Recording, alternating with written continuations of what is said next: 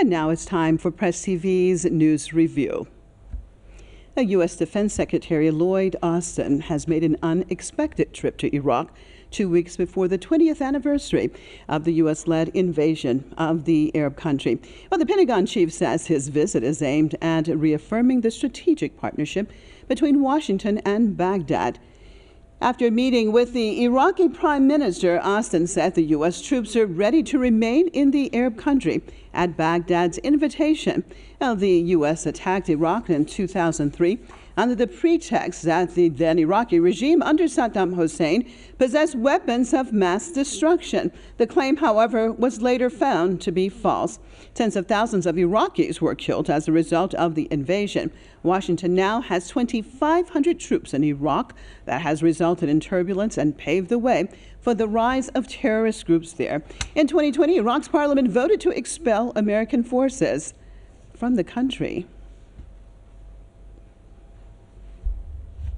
I'd like to welcome my guests to this news review.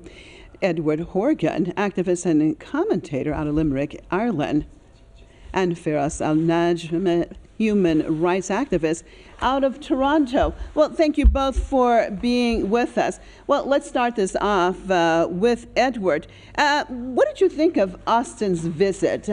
What was he trying to say or trying to prove in your perspective with this visit?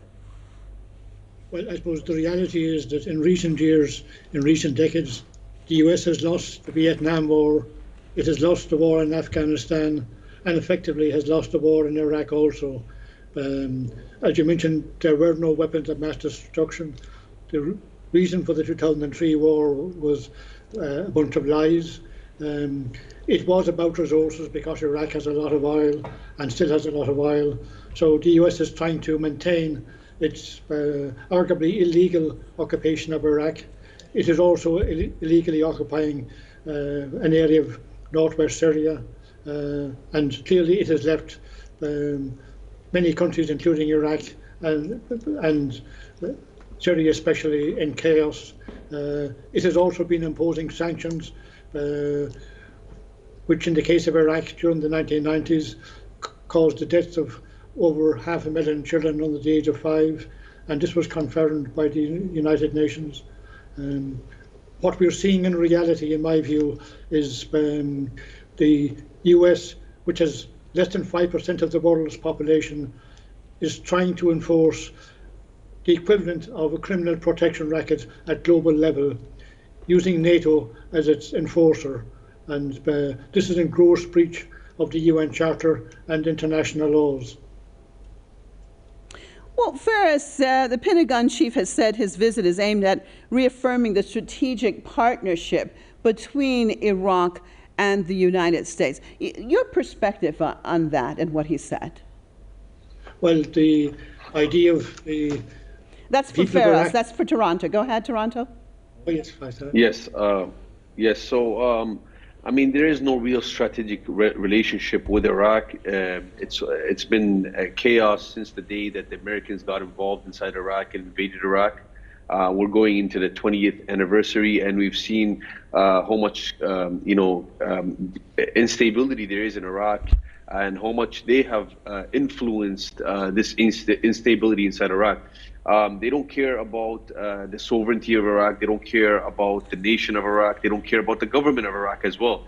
And we've seen that especially when ISIS took over masses of different areas and occupied it, the terrorist organization Daesh. And the Americans didn't help in any way. If anything, they were supporting the ISIS groups and empowering them and giving them weapons and things like that.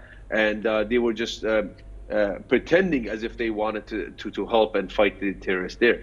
And adding to this as well is when they broke the international laws and the laws of Iraq, when they killed Qasem Soleimani and Abu Mahdi, and he was Qasem Soleimani is an Iranian general that was invited by the Prime Minister of Iraq at the time, Adil Abdel Mahdi, and he had a personal meeting with him, and he was invited to him, and they killed him beside the international airport of the Iraqi country.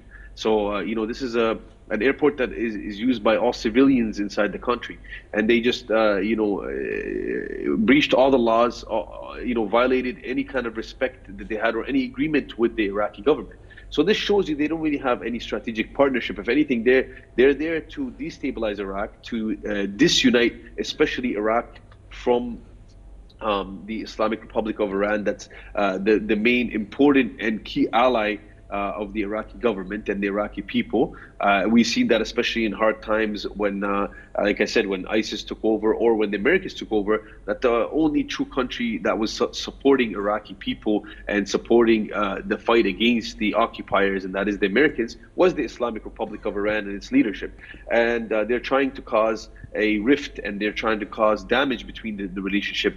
And they have influenced certain groups on the ground in Iraq. But, we have very wise leaders inside Iraq that know the benefit of Iraq. And, the Iraqi parliament voted for the Americans in 2020 to leave Iraq. So there shouldn't be any military presence inside of Iraq in any way. Let me just jump in right here, Faris, with what you just said, that they had asked, the Iraqi leadership had asked the Americans to leave. And one of the things that was said during this visit was that they want to see if the Iraqis want to extend the invitation and have the Americans stay on board. What do you think that means, Faris?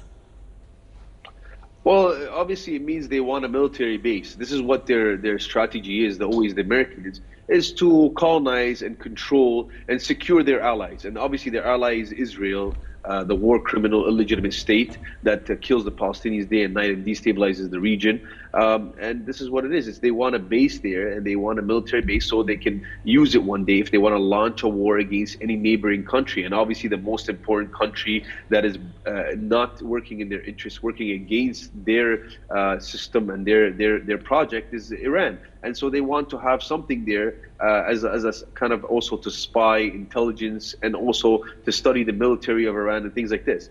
And like I said, it's not there for the benefit of Iraqis. It's not there for the security of the Iraqi nation or the Iraqi government. It's there to secure their project and their evil entity, and that is Israel, and that's what they're securing, to destabilize the region and have us disunited. And on that note, I'd like to thank both of you for being with me on this news review. Edward Horgan, activist and commentator out of Limerick, Ireland, and Faris Al-Najm out of Toronto, human rights activist. And thank you, viewers, for staying with us on another news review at Press TV.